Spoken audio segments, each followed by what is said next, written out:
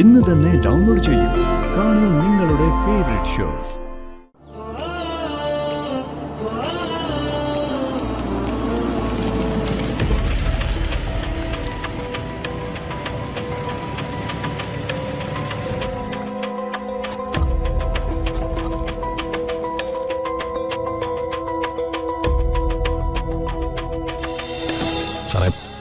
ആൾക്കാർ കണ്ട നാണക്കേടാ. എനിക്കാ നാണക്കേട് ഇല്ലടാ. ഉറപ്പല്ലേ? ആ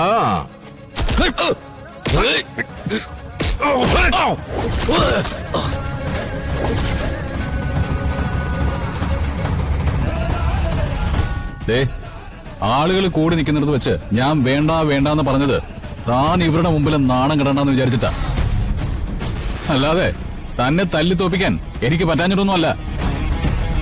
മനസ്സിലാകണം.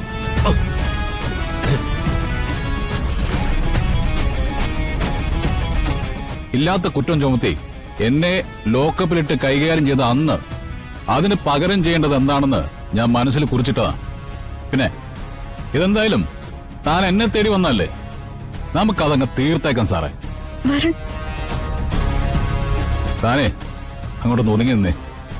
നമ്മുടെ സാറിന് ഒരു ബുദ്ധിമുട്ട് തോന്നിയാല് അത് നമ്മൾ തീർക്കേണ്ടതല്ലേ?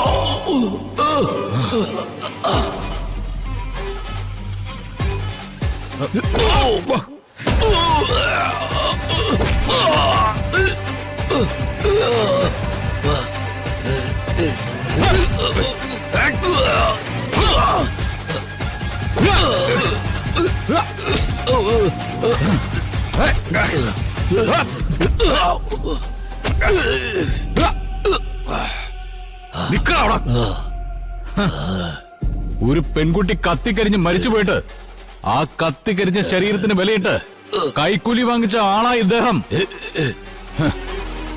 ഈ സിയെ കുറിച്ചൊക്കെ നിങ്ങൾക്കൊക്കെ നന്നായിട്ട് അറിയാലോ. ഈ ഏമാൻ ചെയ്തു കൂട്ടുന്ന കാര്യങ്ങളെ കുറിച്ചും അറിയാലോ.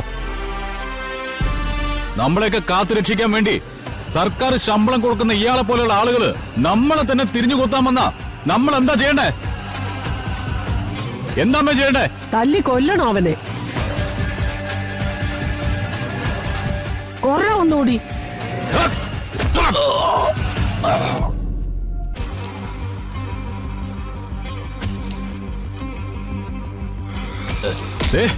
ഇത് നമ്മള് തമ്മിലുള്ള കണക്കിലില്ല.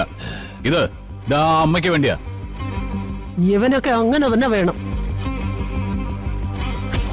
ഇനി ഇതുപോലെ ഇവിടെ കൂടി നിൽക്കുന്ന ആര് പറഞ്ഞാലും അവരുടെ പേരിൽ ഞാൻ നിന്നെ അടിച്ചിരിക്കും. കേട്ടോ? എന്നെ അടിക്കരുത്. എടോ ഇതല്ലോടോ തന്നോട് കുറെ തവണ ഞാൻ പറഞ്ഞത്. അപ്പോ താനങ്ങ് അഹങ്കാരം കാണിച്ചു. പോലീസ് യൂണിഫോം ദേഹത്തുനിന്ന് ഊരിയ പിന്നെ ഞാനും താനും ഒരുപോലെയാ. ഈ തെരുവിൽ കിടന്ന് നമ്മൾ തമ്മിൽ തല്ലിയ ആരോഗ്യമുള്ളവനെ ജയിക്കൂ.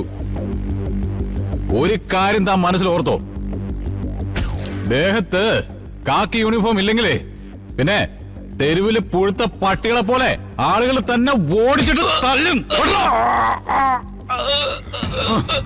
ഇത്രേ ഉള്ളടാ നീയൊക്കെ. പെട്ടെന്ന് ആ വണ്ടി എടുത്ത് മാറ്റാൻ നോക്ക്, ഇല്ലെങ്കിൽ തന്റെ വണ്ടിയും തന്നെയും അടിച്ച് പൊട്ടിക്ക് ഞാൻ. പോയി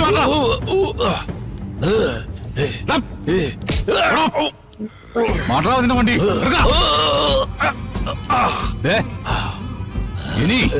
ഇനി നീ എന്റെ അടുത്ത് വേഷം കെട്ടുമായിട്ട് വരരുത് കേട്ടോ.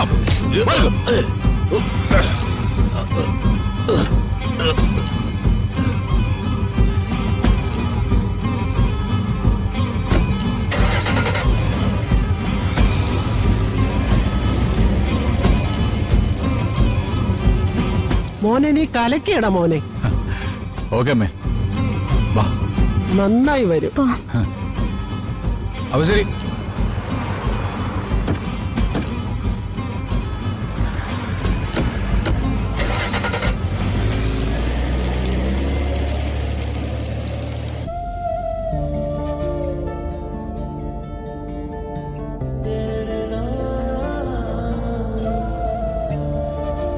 ഇതെന്തു പറ്റി?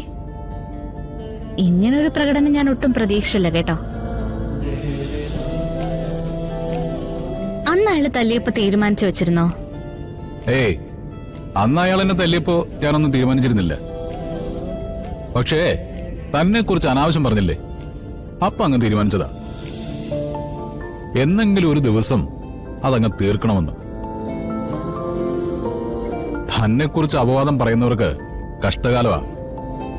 തീർക്കും ഞാൻ.